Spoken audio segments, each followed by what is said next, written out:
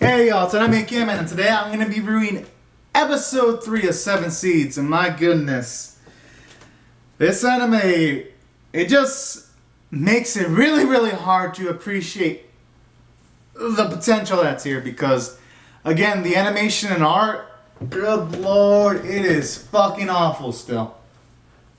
Like, before I bash on the animation and art, let me just talk about what the episode did right. Now, the relationship that's formed, the friendship that's formed between Arashi and Natsu, at the very least, it's getting stronger, and we do get some more characterization on Arashi when you have Arashi pretty much want to go back to see his town he lived in with Natsu, and what I really liked about this specific sequence was, for one, you have even Arashi mention things like, now, he would be pretty lonely without Natsu, without anyone, and he would have probably gone back by himself by that point.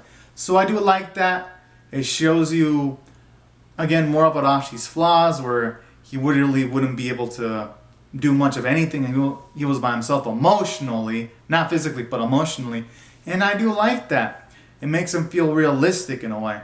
So that was another positive thing about this episode, and I do like how we're getting more of Natsu acting a bit more assertively. Like, at the start of the episode, Yatsune Umaru touched Natsu. She didn't say anything until Arashi showed up and saved her from that situation. Then in the next sequence, at least Natsu spoke up. She didn't hit Sumimura back, but she spoke up, and at the very least, Arashi helped her out. So I do like that, because at the very least, Natsu is becoming a bit more assertive. So there was character development to speak of.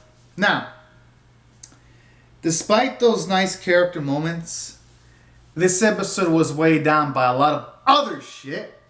And let me first start out by mentioning how it feels like the show likes going from point A to point C or D, because just a few moments ago, in the last episode, they were being attacked by gigantic ass creatures. And then in this episode, they happened to walk upon a source with resources quite easily. And I'm just thinking throughout this, it would have made it much more grander, them getting these resources and finding this location with all that, with the seeds and food and all that, if they would have had to go up against creatures and work for it through combat and all that and survival, and then they can show up with the resources. Because the way this episode does it, it feels hollow as hell.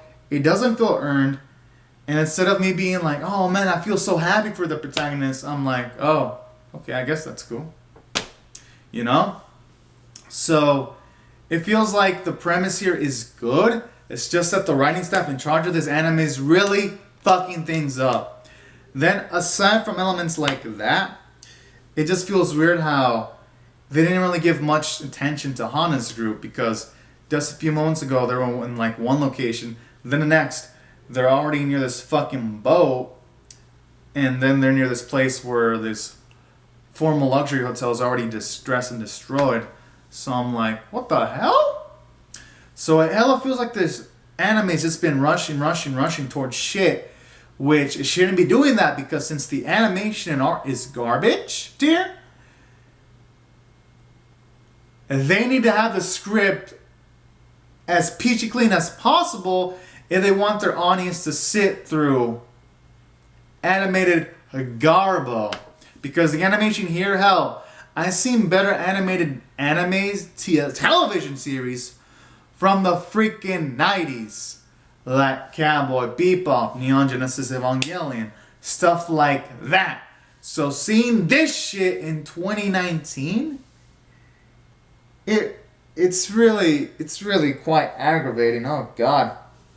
Even the sequences when there was action, like when Botan was jumping on this crocodile and stabbing it, it should have been intense, but it isn't, because it's just a faraway shot of her stabbing the crocodile, and blood's not even coming out of it either.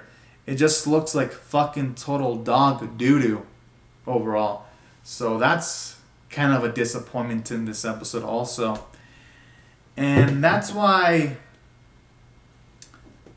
despite the good moments of Natsu and Arashi,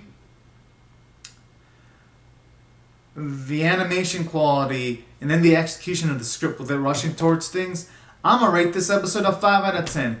It's merely only average, and it does have a somewhat interesting cliffhanger, but with what the show's giving us in the first 3 episodes, I'm not gonna keep up with the show. I'm just gonna drop it, because honestly, instead of watching this shit, I could probably watch a retro show from the 80s or 90s that will probably be better than this fucking garbage.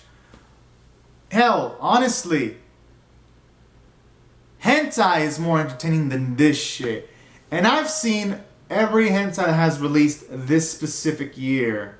And at the very least they're better animated than this fucking garbage. And at the very least, they're funny in an ironic way.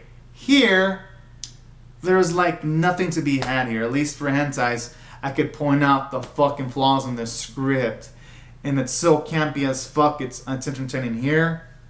It has none of that shit. None of that campiness that the first episode had. It's just dull. And that's why I'ma drop this show. I mean, I guess I might give the manga a shot though, because I did like the premise enough, and who knows, maybe things are executed better there. But it looks like Netflix fumbles it again with another anime. Shame. For all the money, you would think Netflix would do a peachy fine job, but they just keep on finding ways to screw up animated TV series. But yeah, y'all, these are just my thoughts on the episode. Comment on your thoughts in the comment section below. Be sure to rate the video, subscribe. Share the video if y'all want to, and I'll see you guys later if you subscribe for more. And for manga readers, I'm curious. How is the anime stacking up to the manga? Is the manga way better, or is the manga the same way? Because if the manga is better and it's executed better and things are spaced out, I might actually be willing to check it out if I ever get the chance. But yeah, these are my thoughts, everyone. Be sure to have a great and safe day, and I'll see you guys later if you subscribe or come back for more. Alright, bye-bye, everyone.